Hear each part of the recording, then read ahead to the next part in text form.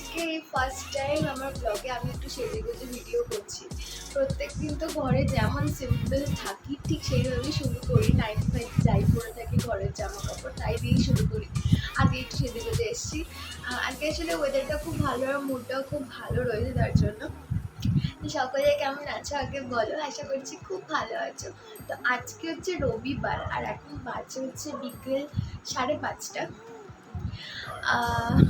আগে বিকেলবেলা ব্লগটা স্টার্ট করলাম। জানি যে রবিবারটা সকালটা একটু হেক্টিক থাকে, তো ওয়েদারটা এখন একটু মেঘলা মেঘলা করে আছে, বৃষ্টি বৃষ্টি হবে বলে মনে হচ্ছে। তো বলো কী করছো? আমার তো ধরো পরীক্ষা পিছিয়ে গেল, মানে খুশি খুশি হওয়ার একটা কারণ আছে, বিকজ পরীক্ষাটা পিছিয়েছে 2 সপ্তাহ মতো। এমনিতে প্রিপারেশন সব কমপ্লিট হয়েছিল, বাট পরীক্ষা পিছালে ধরো ভাল লাগে, সবারই ভাল লাগে, এই জন্য বটে। আর প্লাস এমনি আজকে ওয়েদারটা ভালো, গরমও কম রয়েছে, এই হালচালে বৃষ্টি হয়েছে, তো তার জন্য। তো তোমাদের সঙ্গে বকবো তার আগে আমার ঘরটা একটুখানি ক্লিন করে নেবো, বিকজ বিছানাপত্র সব দেখলে বুঝতে পারবে খুব মেসি হয়ে আছে। আসলে আমার এত একটা বাজে অভ্যাস আছে, আমি মানে একদিন প্রতিদিন গুছিয়ে রাখলে এতটা অগোছালো হয়ে যায় না, বাট আমার অভ্যাসটা খুব খারাপ। যতক্ষণ একদম দেখতে জঘন্য লাগে আমি ততক্ষণ অবধি আমার গোছাতে ইচ্ছা করে না। তো যাই আমি একটুখানি ঘরটা গুছিয়ে নিয়ে তোদের সঙ্গে কথা বলছি। তো আমি ঘরটা আগে তোমার গুছিয়ে নিই, দেন তোদের সঙ্গে কথা বলছি।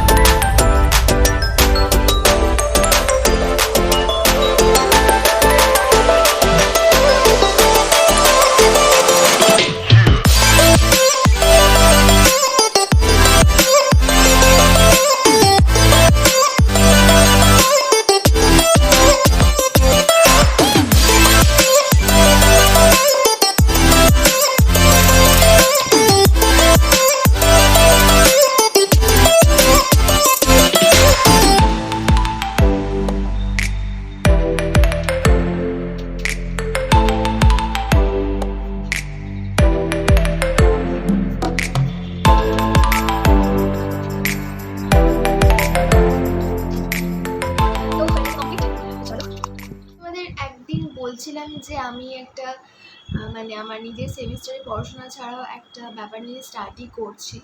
তো সেটা একটু বলি, সেটা হচ্ছে ছোটো থেকে আমার রবীন্দ্রনাথের, মানে আমাদের কবিগুরু রবীন্দ্রনাথ বলছি, তো কবিগুরুর জীবনের প্রতি একটা আমার ভীষণভাবে টান ছিল। ভালোবাসা তো সবার থাকে, কিন্তু আমার ওনার ব্যক্তিগত জীবনের বা মানে জোড়াসাঁকো বাড়ির অন্দরমহলের খবর সম্পর্কে জানার একটা অত্যন্ত বাজে আগ্রহ ছিল। তো বাজে বলছি কারণ কারোর মানে ফ্যামিলির খুঁটিনাটি সবসময় জানাটা খুব একটা শোভন নয়। ওনার মধ্যে যেন ভগবান, মানে ভগবান তুল্য মানুষের অন্তত পক্ষে, কিন্তু তাও একটা মনের মধ্যে আগ্রহ ছোটো থেকেই ছিল, একটু একটু করে যত বড় হয়েছে তত সেই আগ্রহ বেড়েছে। কিছু আগ্রহের সমাধান খুঁজে পেয়েছি, কিছু আগ্রহ এখনও রয়ে গেছে। তো ওনার জীবনের একটি বিশেষ অঙ্গকে কেন্দ্র করে আমি একটা কাজ করতে চেয়েছি। জানি না সেটাতে কতটা সাকসেসফুল হতে পারবো, বা কী কাজ করছি আমি এখন রিভিল করবো না একদমই, কারণ সেটা আমার কাছে খুব স্পেশাল। আমি চাই যখন এটা আউটপুট হয়ে বেরোবে, আলটিমেট আউটপুট, বা আমি যেটাতে লেবার দিচ্ছি সেটা যদি ফিডব্যাক হয়ে আমার কাছে আসে তবেই আমি সেটা রিভিল করবো, তার আগে অ্যাটলিস্ট নয়, কারণ আমি লোক হাসাতে একদমই চাইছি না। তো এই যে স্টাডিটার জন্য, স্টাডি বলতে বললাম তোমাদের যে তার পার্সোনাল লাইফ, মানে তার গান, কবিতা, আবৃত্তি, তার কৃতিত্ব, তার ব্যক্তিত্ব বাদ দিয়েও যে তার একটা আলাদা জীবন, আলাদা একটা ব্যক্তিগত জীবন, সেই জীবনের অনেক খুঁটিনাটি, অনেক সমীকরণ, অনেক কেমিস্ট্রি, ফিজিক্স, সবই বলতে পারো জানার বা সেই নিয়ে স্টাডি করার একটা অভূতপূর্ণ ইচ্ছা আছে। সেটা নিয়ে আমি পড়াশোনা শুরু করেছি, দেখি কোথায় গিয়ে এই পড়াশোনা শেষ হয়। তো তার জন্য বলেছিলাম যে আমি কিছু বই কিনেছি, এখনও অবধি 2টো বই আমি কিনেছি। তো এটা আমার ওয়াল লাইব্রেরিতে রাখা আছে, আমি দেখাচ্ছি তোমাদেরকে। সেটা হলো হচ্ছে জীবন স্মৃতি। সবাই জানো জীবন স্মৃতি হচ্ছে কবিগুরুর লেখা একটা অটোবায়োগ্রাফি, যেটা উনি ওনার মানে অনেক কম বয়সে লিখেছেন। আবার এটা বলা যায় যে ইনকমপ্লিট হলেও আমার মনে হয়েছে ব্যক্তিগতভাবে যে এখান থেকে আমি তার জীবনের অনেক খুঁটিনাটি জানতে পারবো, তার অনুভূতি জানতে পারবো, ঠাকুরবাড়ির রীতিনীতি জানতে পারবো। তো আমি সেই জন্য বেছে নিয়েছি তার অটোবায়োগ্রাফিকে, কারণ এটার মতো মানুষের নিজের জীবনের মতো সবথেকে জানার বিষয়, মানে তার সম্পর্কে জানার বিষয় হয়তো আর কিছু নয়। তো এই যে এটা আর একটা বই, যেটা আমি অনেক গুগল ঘাটলাম, তারপরে আমার মনে হলো যে এই বইটা কেনা উচিত। সেটা হচ্ছে কাদম্বরী দেবীর সুইসাইড নোট। তো আমার মনে হয়েছে এটাতে ব্যক্তিগতভাবে যে ওনার জীবন সম্পর্কে অনেক কিছু জানতে পারবো, বা আরও যে বিষয়ে জানতে পারবো সেটা হচ্ছে অন্দরমহলে মেয়েদের অবস্থা কেমন ছিল সেই নিয়ে জানতে পারবো। তো এই বইটার মধ্যে অনেক বাজে গসিপ লেখা আছে, যেটা আমি পড়ার পর বুঝতে পেরেছি। তো যাই হোক, বড় বড় মানুষদের নিয়ে গসিপ এরকম অনেক রটে, এটা খুব সাধারণ ব্যাপার। তো এটা থেকে পড়ে আমি বলবো না ঠিক কী পেয়েছি, বাট পেয়েছি, বেশ অনেক কিছুই পেয়েছি ইনফরমেশন। আপাতত এই 2 বইকে আমি সঙ্গী করে এগোচ্ছি। আর একটি বই কেনার ইচ্ছা আছে, যদিও তোমরা যদি আর কোনো বইয়ের সন্ধান পেয়ে থাকো বা জানো এরকম যেটাতে কবিগুরুর জীবনের অনেক রিফ্লেকশন আছে, তাহলে কিন্তু অবশ্যই আমাকে বলবে, কমেন্ট করে বলবে। আমার সত্যি খুব দরকার, ইনফরমেশন পাবো সেরকম বই সাজেস্ট করো, বিকজ আমি কোনো রিউমার বা কবিগুরু সম্পর্কে কোনো খারাপ আলোচনা, গসিপ আমি শুনতে চাই না, পড়তেও চাই না। আর কি বলি, আস্তে আস্তে জানতে পারবে, একটু একটু করে রিভিল তো করবোই। আসলে একটা কাজ তো, এরপরে যে কোনো কাজই বলো, যে যাই করো না কেন, কোনো যখন তুমি লেজেন্ডারি মানুষকে নিয়ে করছো, তখন তার সম্পর্কে তো তোমাকে সত্যিটা জানতেই হবে, বলো।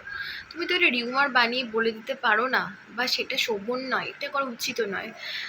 তাই সঠিকটা জানার জন্যই আমি এত সত্য সন্ধানী হয়ে উঠেছি আর কি। তো অ্যাকচুয়ালি গল্প নয়, তার জীবনের সত্যি ঘটনা জানতে চাই, অন্দরের মানে ঠাকুরবাড়ির অন্দরের ঘটনা সঠিক যেটা, সেটাই জানতে চাই। তো তোমরা প্লিজ আমাকে হেল্প করো, আর আমায় কমেন্টে প্লিজ সাজেস্ট করো।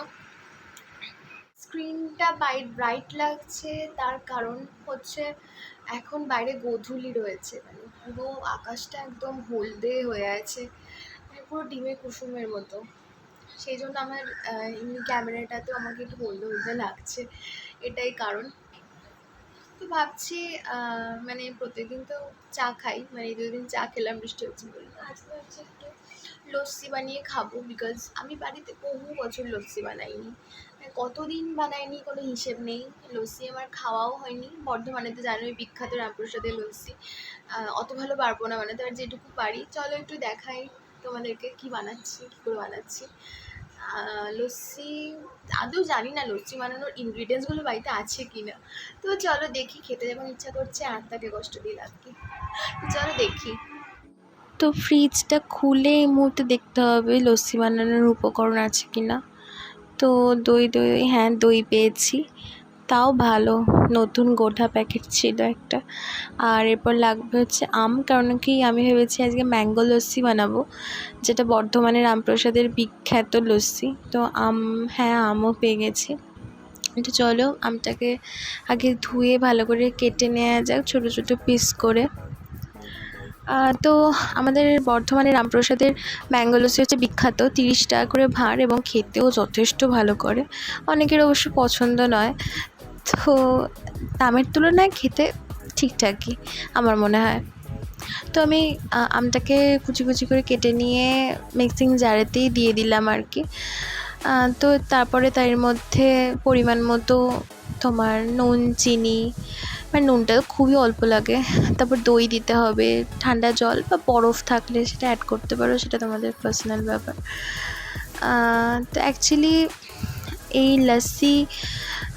লস্যি জিনিসটা আমার না ঘন করে খেতে বেশি ভালো লাগে। অনেকে কী করে লস্যির মধ্যে আইসক্রিমের কিউব দেয়, তো ব্যক্তিগতভাবে আমার ওটা ভালো লাগে না। আইসক্রিমটা কোল্ড কফি বা কোনো রকম মিল্ক শেকের ক্ষেত্রে ঠিক আছে, কিন্তু লস্যিতে আমার ঠিক পছন্দ নয়, বরফটাই ঠিক আছে। বাট বরফ নিয়ে আমার কাছে, আমি জল দিয়ে করবো ভেবেছি। তো দেখো রেসিপিটা, আশা করছি সবাই জানো রেসিপিটা, তাও একবার দেখে নাও।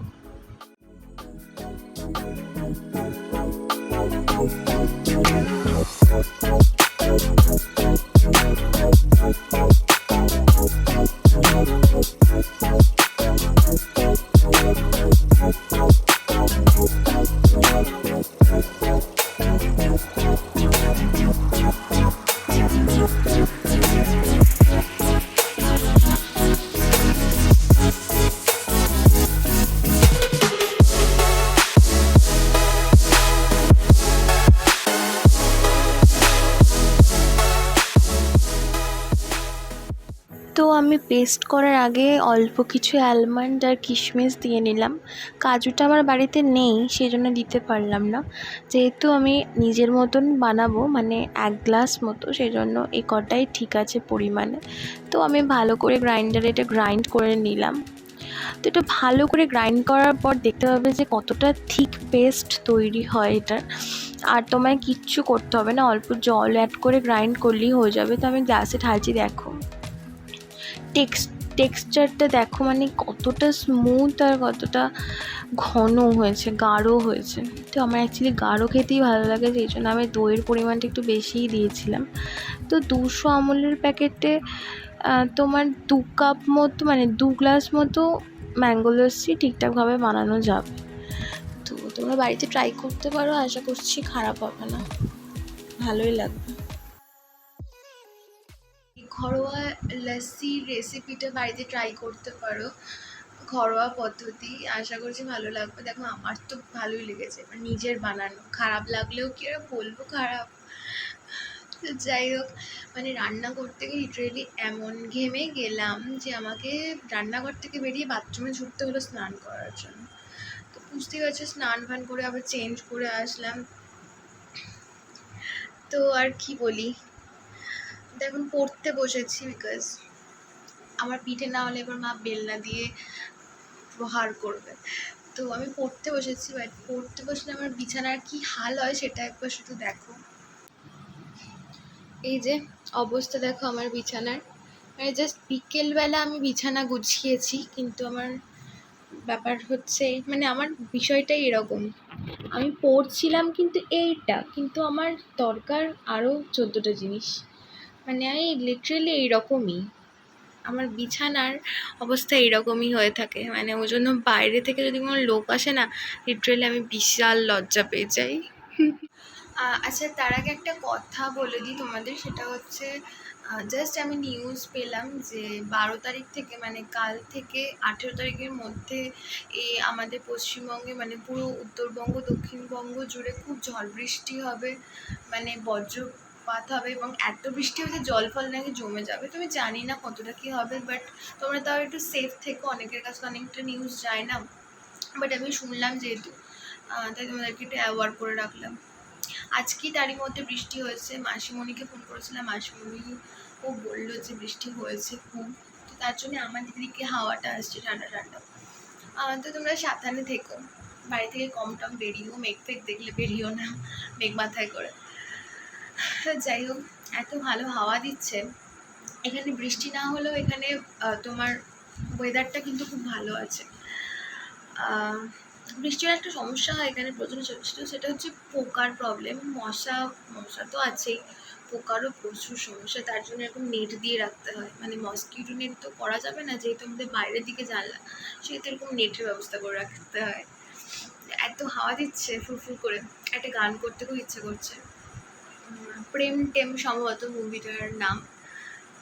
তো ওই মুভির একটা গান একটা টাইম খুব প্রিয় ছিল, সেটা হচ্ছে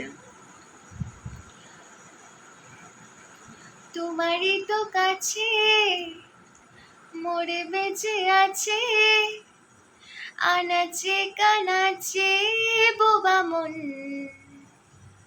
বলি হায়।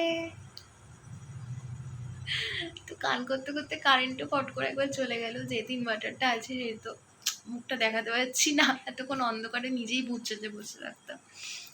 আর যাই হোক, এরপরে লিরিক্স আমার আর জানা নেই, মানে আমি তো ভীষণ লিরিক্স ভুলে যাই। যাকে যাকে যাকে মানে তোমরা কান থেকে হেডফোনটা খুলে দিয়ে ভিডিওটা দেখো, তারপরে আবার পড়ে নিও, মানে আমার গান শোনো না, লিটারালি গান খারাপ হয়ে যাবে।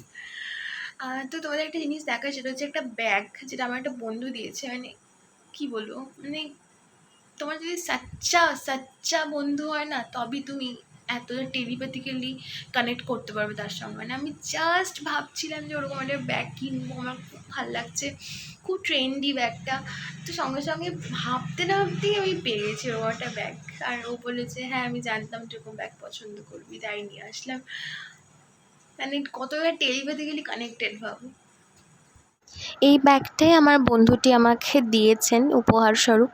তো ক্যারামেল কালারের ব্যাগটা দারুণ দেখতে, ব্ল্যাক কালারের ফিতেটা আরও বেশি এনহ্যান্স করছে কালারটাকে।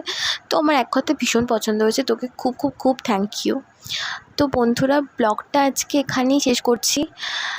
আজকে ব্লগটা এত দূরই। কেমন লাগলো অবশ্যই জানিও। ভালো লাগলে প্লিজ লাইক কমেন্ট শেয়ার করে দিও, আমার চ্যানেলটি সাবস্ক্রাইব করে দিও, আর অপেক্ষা করো নেক্সট ব্লগের জন্য। ততদিন খুব ভালো থেকো, সুস্থ থেকো। তো টাটা। ঠিক আছে, থ্যাংক ইউ।